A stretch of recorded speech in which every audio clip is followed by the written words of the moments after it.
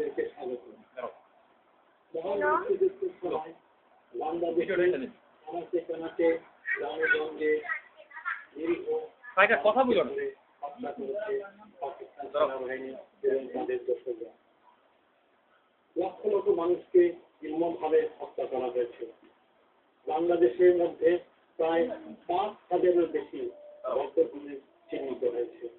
আরো কত বৌদ্ধভূমি আছে যেগুলো পানির মধ্যে নদীর ভাঙনে বিলীন হয়ে গেছে, আমরা তাও জানি না। পাকিস্তান সেনাবাহিনী এবং তাদের দোসররা হত্যা করেছে এদেশের মানুষকে। তারা হিন্দু হোক, মুসলমান হোক, বৌদ্ধ হোক, খ্রিস্টান হোক, আদিবাসী হোক, সবাইকে। তাদের নির্মম অত্যাচার থেকে কোন সম্প্রদায়, কোন মানুষের পরিশ্রম পায়নি। সেরকম একটি গণহত্যার বিষয়ে আমরা আলাপ করব, আরেকটাগঞ্জ হবিগঞ্জের গণহত্যা। সেইখানে একটা চা বাগানে 11 জন মানুষকে তারা হত্যা করেছে। তারা ছিল সাধারণ শ্রমিক, একজন ছিলেন মুসলমান, বাকি সবাই ছিলেন আদিবাসী। সাধারণ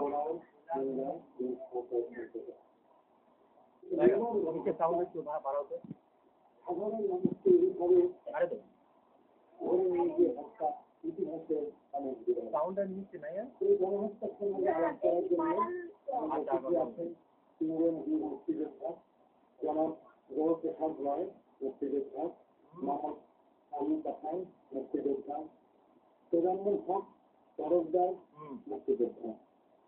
এই তিনজন বীর মুক্তিযোদ্ধা তৃণমূল চেষ্টা বানানোর যুদ্ধ করেছেন। তারা এই এলাকারই মানুষ। এই চা বাগানে তারা ছেলে বড় হয়েছেন এবং তারা আমাকে বলেছেন 11 জনের প্রায় সবাইকে তারা চিনতেন। এরা ছিল সাধারণ খেটে খাওয়া মানুষ। তো নির্মম হত্যাকাণ্ড সম্বন্ধে আলোচনা করার জন্য আমার গৌরপ্রসাদ রায়কে আমি জিজ্ঞাসা করবো যে কয় তারিখে ঘটনাটা সংঘটিত হয়? সত্য নয়, সকল নয়। কোন সময়টা এদেরকে কোন জায়গা থেকে করা হয়? এটা কি চা বাগান থেকে কাছে? চা বাগান থেকে প্রায় 5 কিলোমিটার দূরে। তাহলে চা বাগান থেকে এদের কখনো না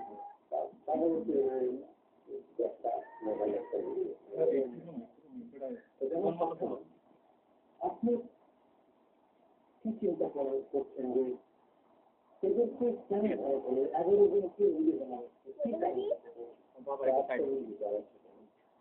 ওরা অধিকার শুনে বঙ্গবন্ধুকে ভালোবাসত আর নিজের সঙ্গে সম্পৃক্ত ছিল।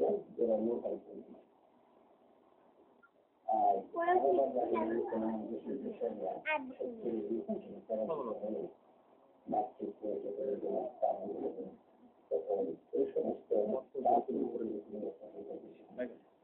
আমাদের অভিযান যারা তৎকালীন অভিযান করেছে সেখানে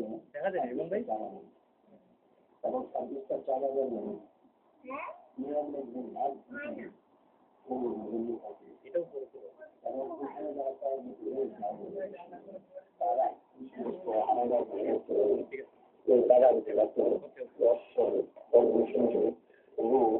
গণহত্যা এসব করেছে এবং তাদের উপরে প্রচন্ড শ্রমিকদের, নারী শ্রমিকদের উপরে প্রচন্ড নির্যাতন চালিয়েছে তারা। এ ব্যাপারে আমাদের তথ্য আছে। আগরতলা হাসপাতালে আমাদের অনেক তথ্য আছে, অনেক মেয়েদেরকে কিভাবে নির্যাতন করেছে, প্রাথমিকভাবে নির্যাতন করেছে, অনেকে মৃত্যুবরণ করেছে, এখনো অনেকে বেঁচে আছে।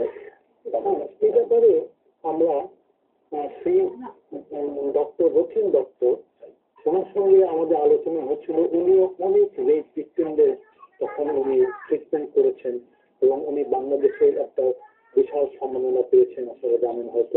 এ ব্যাপারে আপনি তথ্যটা একেবারেই সঠিক। একটা কথা আছে যে এই 4 শ্রমিকদের মধ্যে অনেকেই মুক্তিযুদ্ধে গিয়েছিল। 3 নম্বর সেক্টর, 4 নম্বর সেক্টরে যোগদান করেছে, অনেকে 5 নম্বর সেক্টরে গিয়েছিল। তো আপনার কি মনে হয় যে এই 4 শ্রমিকদের আত্মীয় স্বজন কিছু মুক্তিযুদ্ধে যোগদান করেছিল বলে তাদেরকে রাগ বেশিছিল?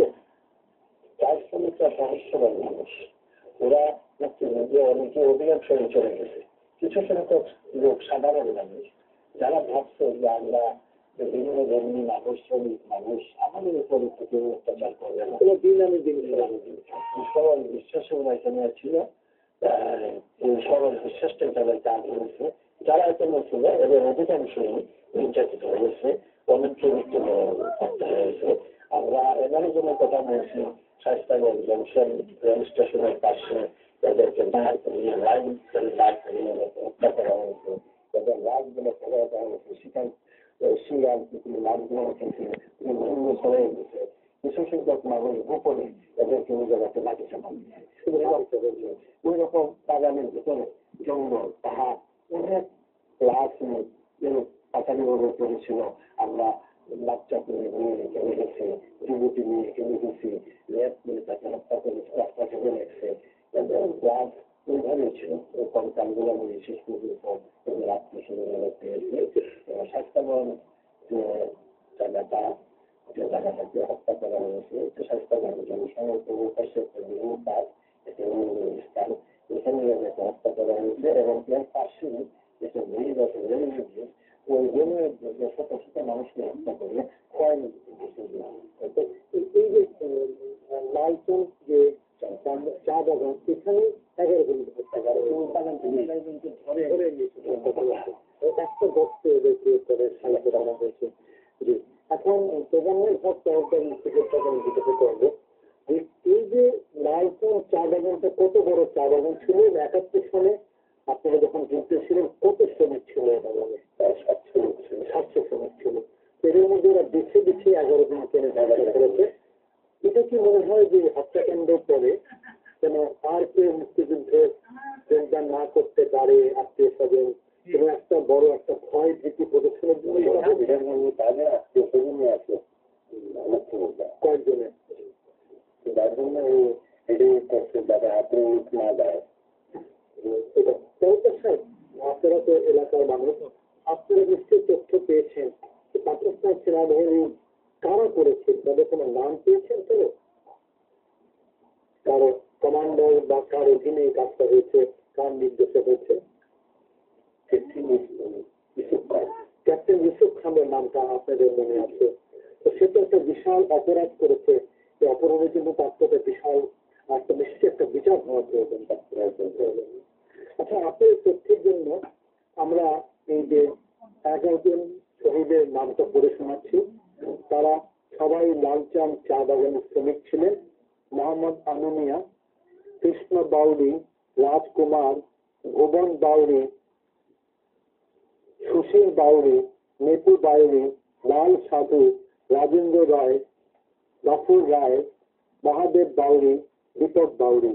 আপনারা বলছেন যে এদের মধ্যে একজন ছিলেন মুসলিম সম্প্রদায়, বাকি সবাই আদিবাসী, ওরাও, মুন্ডা আর সাঁওতাল। এটাই ছিল এই গ্রামের কম্পোজিশন। এবং এরা তো একেবারে নিরীহ সাধারণ মানুষ, চা শ্রমিক। আচ্ছা, এরপরে এই গণহত্যাটার পরে, এই 11 জনকে হত্যা করার পরে এই চা বাগানের অবস্থাটা কি দাঁড়ায়, এটা আপনার সম্বন্ধে বলেন আমাদেরকে। চা বাগান তো দুটি সুন্দর হয়ে যায়, পলিটি পাড়ায় যায় এবং বাগানকে বন্ধ অবস্থা হয়ে যায়। সেই সময় বাগান বাগানে চলে, বাগান বন্ধ ছিল ফ্যাক্টরি, শ্রমিকরা অনেকেই ভারতে চলে গেছে। এই অবস্থা পালিয়ে চলে গেছে। বাগানের অবস্থা ছিল কোনো, বাগান বন্ধের অবস্থায় ছিল। আপনি কি মনে করেন না যে এই 26টা চা বাগান ছিল হবিগঞ্জে, তো এই 26টার মধ্যে বেশিরভাগ চা বাগান এরকম অত্যাচার হয়েছে? বেশিরভাগই প্রত্যেকটি বাগানই বন্ধ ছিল। ম্যানেজার ছিলেন না চা বাগানের মধ্যে, একজন ম্যানেজার ছিলেন মাসিমা নায়ক, ওই বাড়ি চিটাগং, উনি এগুলা পরিচালনা করতেন। উনি কি সহযোগী ছিলেন পাকিস্তানের?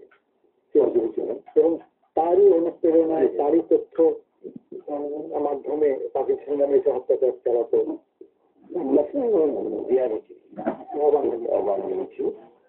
আমরা দুটো নাম পাচ্ছি, নাসিম আনোয়ার আর ইউসুফ আলী, ক্যাপ্টেন ইউসুফ আলী, ইউসুফ খান, দুটো নামটা পাচ্ছি আমরা।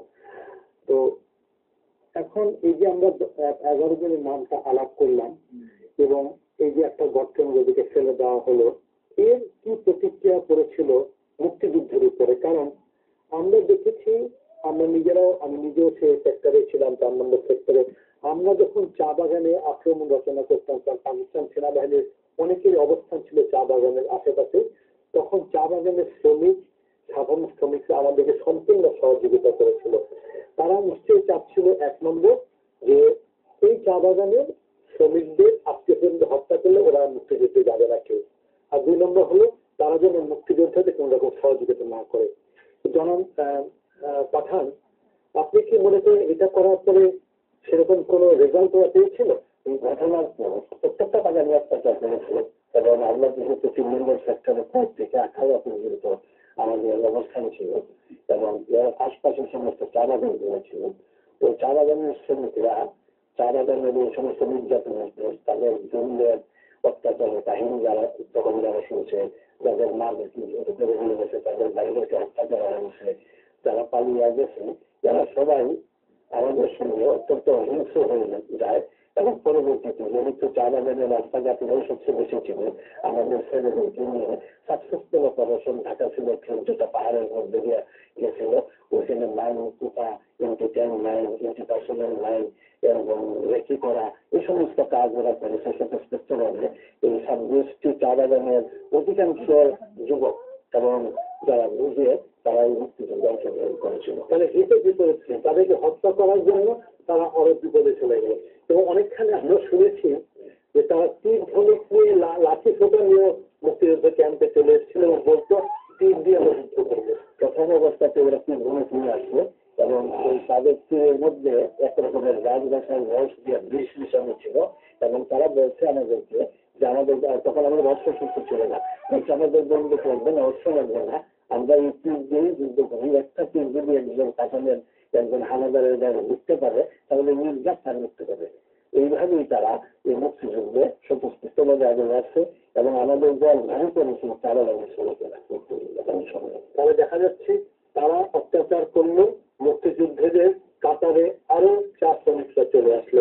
কিন্তু আপনি কি মনে করেন যে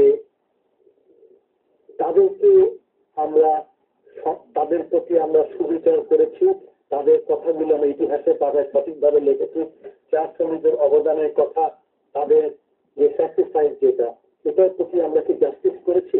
আপনি কি মনে করেন জনাব তরফদার?